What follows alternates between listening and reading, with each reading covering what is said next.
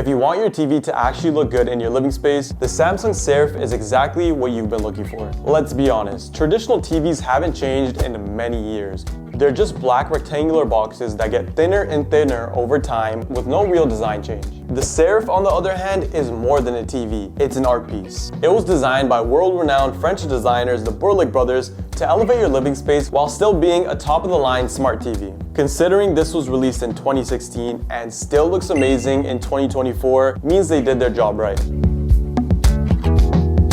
The Serif only comes in two colors. The first is baby blue, which I've never seen, and the second one is the most common one, white. It comes in three different sizes, the 43-inch, 55-inch, and 65 inches. I got the 43-inch version, and I initially thought it was going to be too small, but honestly, it's the perfect size, especially considering my space. The shape of the TV is really unique. It resembles the letter I from the serif font, hence the name. Thanks to the design of the TV, you can use the top as a shelf. You can use this area to put useful things like a security camera, or you can spice it up with a candle or art piece like this clay shell I made in art class. The Serif can be displayed in two ways. One, you could place it on its base, and the second option, which is by far my favorite, you can attach the provided metal legs to the base and have it freestanding like this, which makes it look like a painting on an art easel. However, there is a slight wobble, nothing to be too concerned over, but I just wish it was sturdier. Unfortunately, you can't wall mount this TV, but I mean, why would you want to when it can look like this?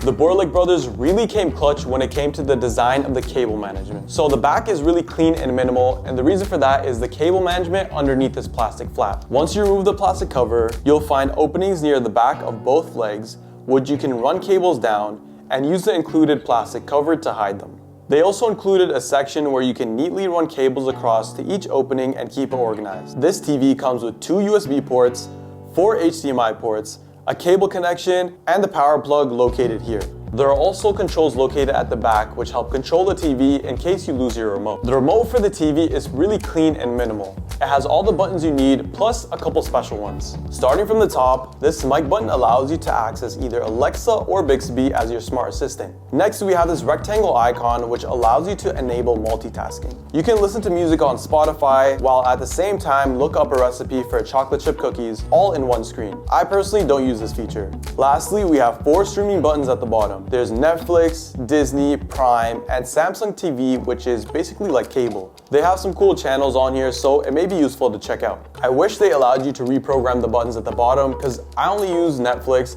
and I'd rather use the other buttons for Spotify and YouTube. Lastly, you can charge this with USB-C at the bottom or use the solar panels at the back, put it in sunlight, and you're good to go.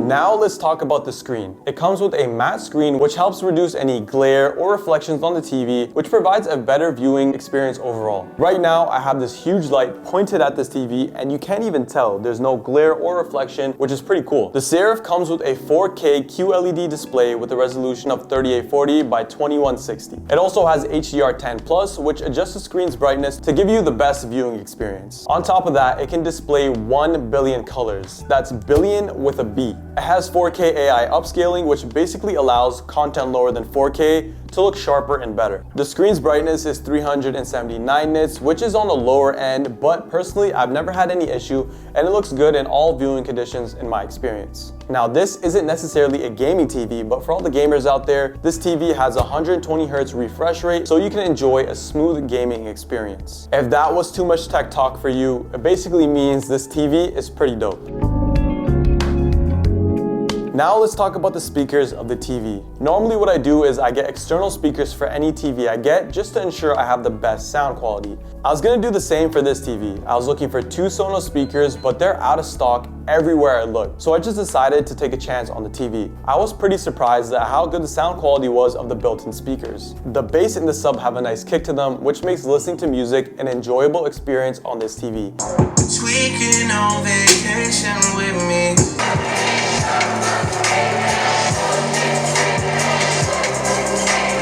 They're pretty good speakers for most users. Now, if you're interested in getting this TV, I have an Amazon link in the description that you can check out, and it'll probably have the best price possible. So make sure you check it out if you're looking to buy it. Now, I'm gonna be listing off some cool features I haven't mentioned before. Now, first of all, the operating system that this TV runs on is Tyson OS, and from my experience, it's pretty robust. Turning on the TV, launching, and switching between apps is pretty quick, which is something I didn't expect. I actually bought an Apple TV because I thought the software was going to be slow, but it was about the same speed, so I ended up returning the Apple TV and saving money. Now, one thing I didn't like was the layout of the home screen. I just want to display apps that I use and not see all this other random stuff like what's playing on different streaming apps and stuff like that. As I mentioned earlier, you can use a built-in voice assistant in the remote to do cool things like launch apps, change settings, and search the web. For example, Alexa, play a video from the best YouTuber. See, it's pretty smart. Now you can connect your phone and other smart devices to this TV relatively easily.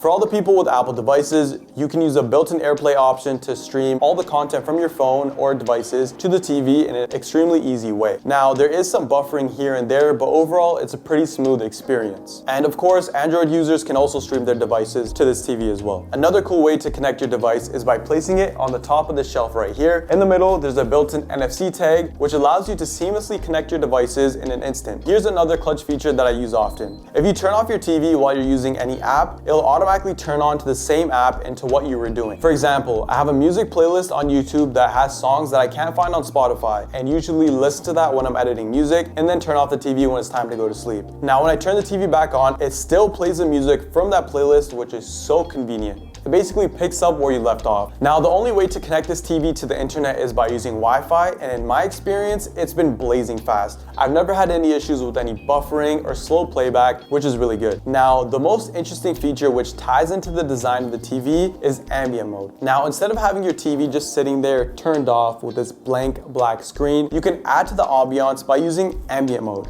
Now, ambient mode will allow you to display different types of artwork like you see behind me and really add to the feeling of the room. There's tons of free ones to choose from. There's another feature that allows you to display your own photos on the TV. You can add famous artworks to your photo album. All you have to do is download the SmartThings app.